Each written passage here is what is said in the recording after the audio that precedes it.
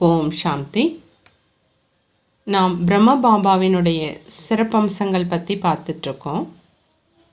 அதில் இன்று நாம் பார்க்க இருக்கிற சிறப்பம்சம் சதா நிராகாரி, அகங்காரி மற்றும் நிர்விகாரி ஸ்திதியினுடைய அபியாசம் பற்றி. பிரம்ம பாபாவுக்கு சமமாக கர்மாதீத்த நிலையை அனுபவம் செய்வதற்கு பதிலாக அபியாசம் செய்யணும். நிராகாரி ஸ்திதியில் ஸ்திரமாகி சாக்காரத்தில் இந்த காரியத்தை செஞ்சிட்ருக்கேன்னா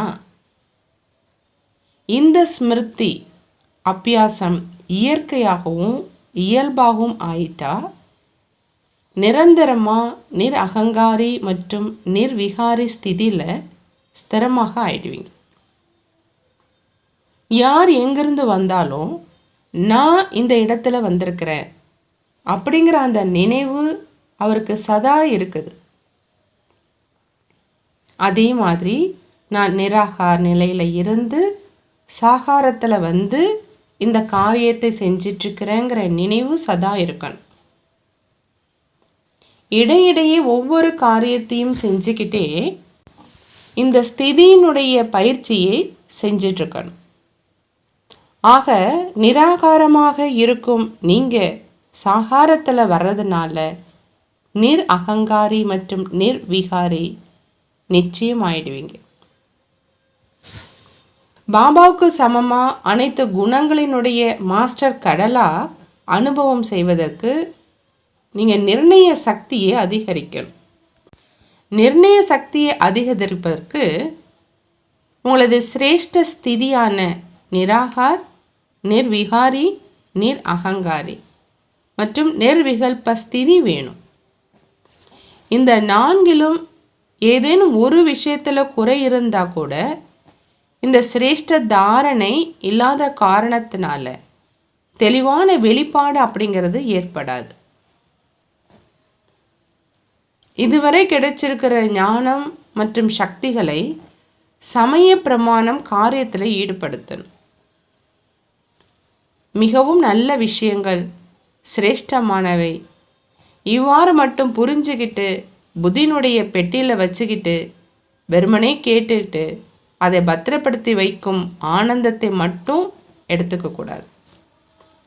ஆனால் அடிக்கடி தன் பொருட்டும் பிற அனைத்து ஆத்மாக்கள் பொருட்டும் அதை காரியத்தில் ஈடுபடுத்தணும். எண்ணம், சொல், செயல் இந்த மூன்றினையும் சரி செய்வதற்கு 3 வார்த்தைகளை நினைவில் வச்சா போதும். மனதுக்காக நிராகாரி, சொல்லுக்காக அகங்காரி மற்றும் செயலிற்காக நிர்விகாரி. இந்த 3 விஷயங்களும் நினைவில் இருந்தால் எண்ணம், சொல், செயலால மிகவும் நன்றாக இருப்போம். எந்த அளவு நிராகார ஸ்திதியில் இருப்போமோ அந்த அளவு அகங்காரி மற்றும் நிர்விகாரியாகவும் இருப்போம். இதுதான் முக்கியமான புருஷார்த்தம். ஏன்னா இன்னும் போக போக நான், எனது அப்படிங்கிற அந்த அகங்கார ரூபத்தில் அதிகமான தடைகள் வரும். நான் என்பது வருவது ஞானத்தின், புத்தியின் மற்றும் சேவையினுடைய அபிமானம். இதை விளக்கிறதுக்கு நான் நிமித்தமானவன் அப்படிங்கிறது சதா நினைவில் வச்சுக்கணும். அப்படி நிமித்தமாவதன் மூலம்தான் நிராகாரி, அகங்காரி மற்றும் பணிவுடனும் சங்கல்ப நிலையிலும் இருக்கலாம். எப்போ தன்னை நிராகார உலகத்தில் வசிப்போராக உணர்ந்து நிராகார ஸ்திதியில் அஸ்திரமாய் இருக்கணும். தன்னை நிராகார உலகத்தில் வசிப்போராக உணர்ந்து நிராகார ஸ்திதியில் ஸ்திரமாக இருக்கணும்.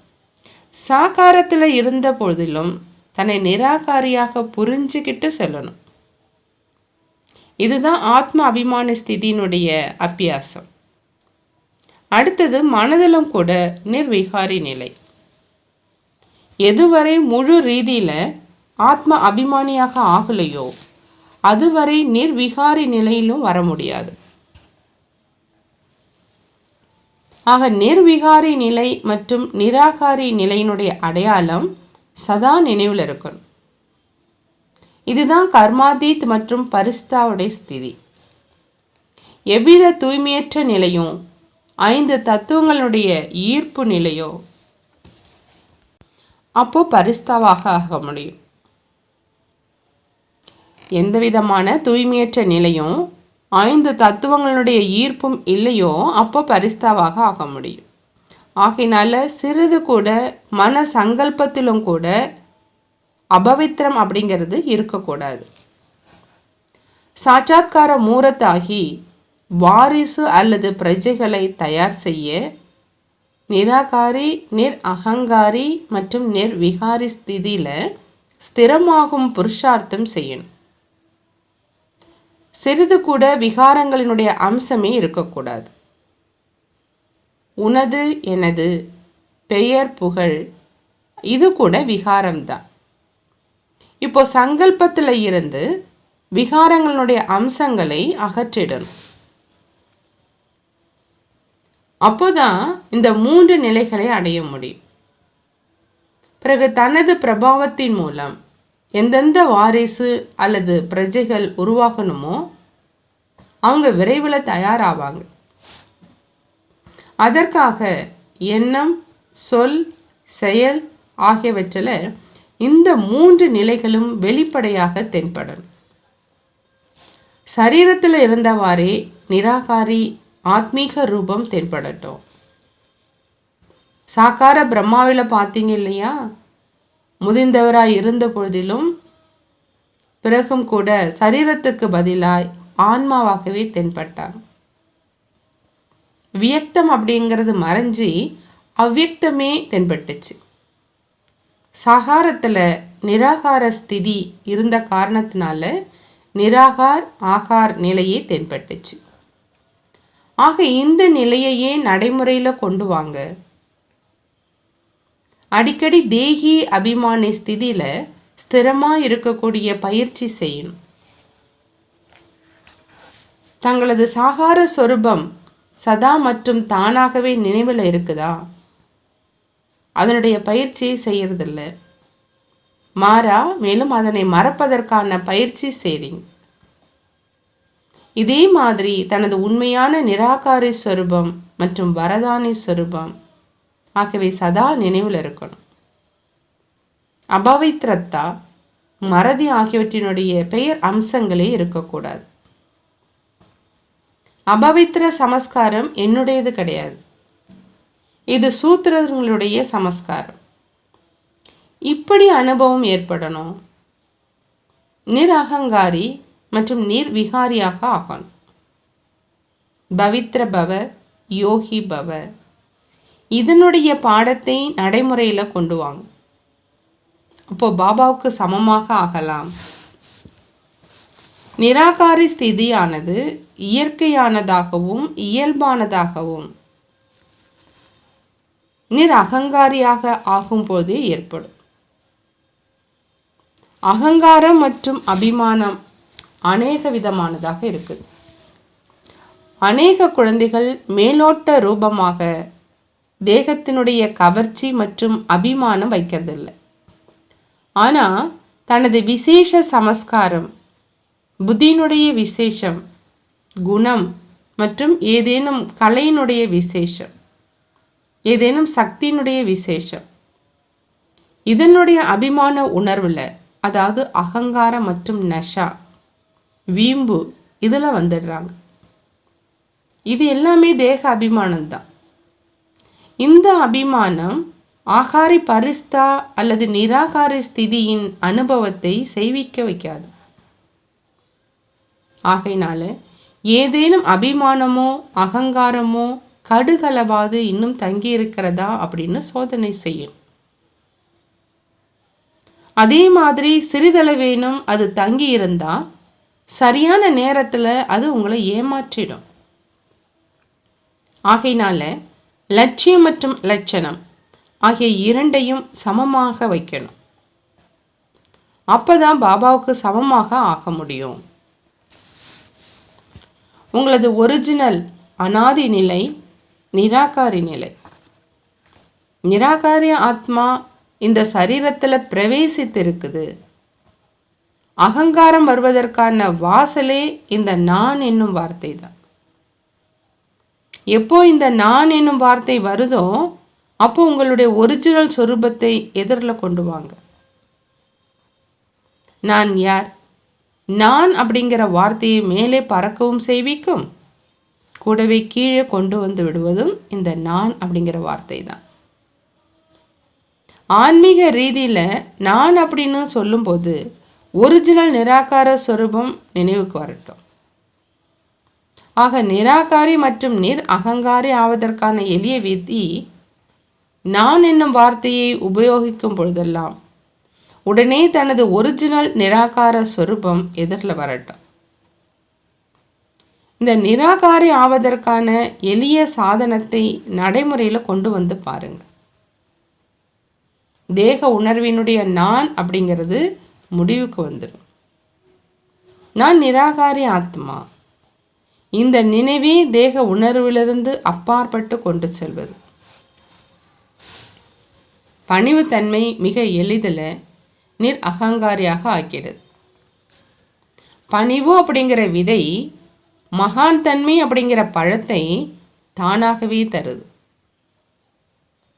நிர் அகங்காரி ஆவதற்கான விசேஷ அடையாளம் பணிவுத்தன்மை. விருத்தி, திருஷ்டி, சொல் மற்றும் தொடர்பு சம்பந்தம், இந்த நான்கிலும் பணிவு இருக்கணும். மூன்றில் இருந்து ஒன்றில் இல்லாவிட்டாலும் அகங்காரம் வருவதற்கான வாய்ப்பு இருக்குது. ஆகையினால பணிவுத்தன்மையை தாரணை செஞ்சு நிர் அகங்காரி மற்றும் நிராகாரி ஆகணும். அப்பதான் தனது தூய்மையான விருத்தியின் மூலமா ஆன்மீக அதிர்வலைகளை பரப்பக்கூடிய சேவையை செய்ய முடியும். எவரின் பொருட்டாவது வீணான உணர்வு உங்கள் மனதில் இருந்தா ஆன்மீக அதிர்வுகளை பரப்ப முடியாது.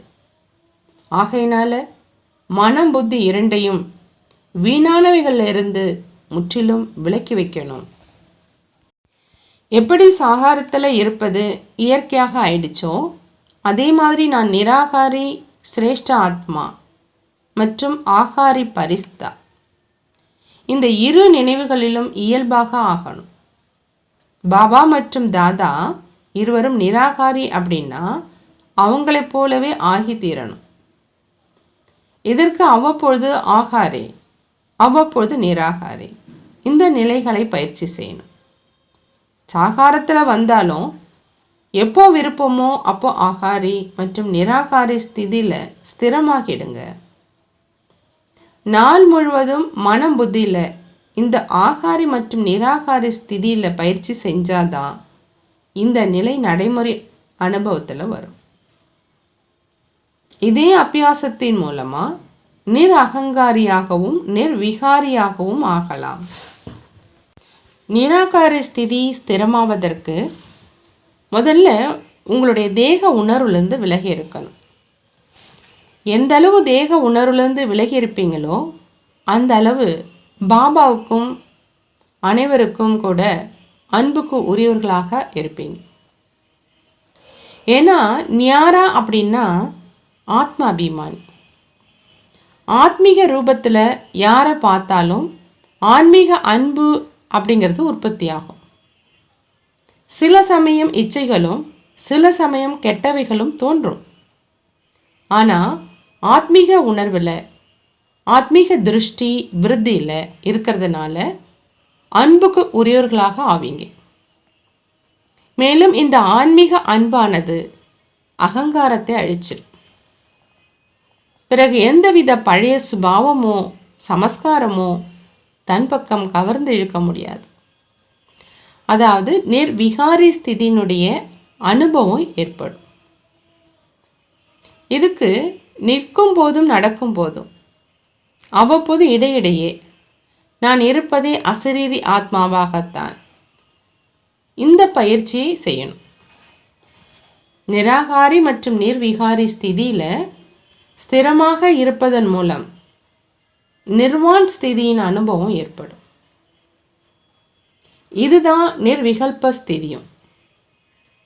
சாகாரத்தில் இருந்த போதிலும் நிராகார ஸ்திதி மற்றும் ஸ்மிருத்தில நிலைச்சிடணும். இதனைத்தான் நிராகார நிலையிலிருந்து சாகாரத்தின் மூலம் சொல் மற்றும் செயல் வருவது அப்படின்னு சொல்றோம். உண்மையான சொரூபம் நிராகாரம். சாகாரம் ஆதாரமானது. இந்த ஆதாரத்தை எடுத்துக்கிட்டு நிராகார சொரூபத்தை மறக்கக்கூடாது. ஒரு முறை அறிமுகம் கிடைச்சதுக்கு அப்புறம் ஸ்மிருதி வந்துடுச்சு, நான் நிராகார ஆத்மா. ஆக இந்த ஞானத்தினுடைய சக்தி மூலம் சொரூபத்தை அறிஞ்சுக்கிட்டேன். எப்படி சரீர உணர்வை மறக்க முயற்சித்தாலும் அது மறந்து போகிறது கிடையாது. அதே மாதிரி இந்த ஆத்மீக சொரூபத்தை எப்படி மறக்க முடியும்?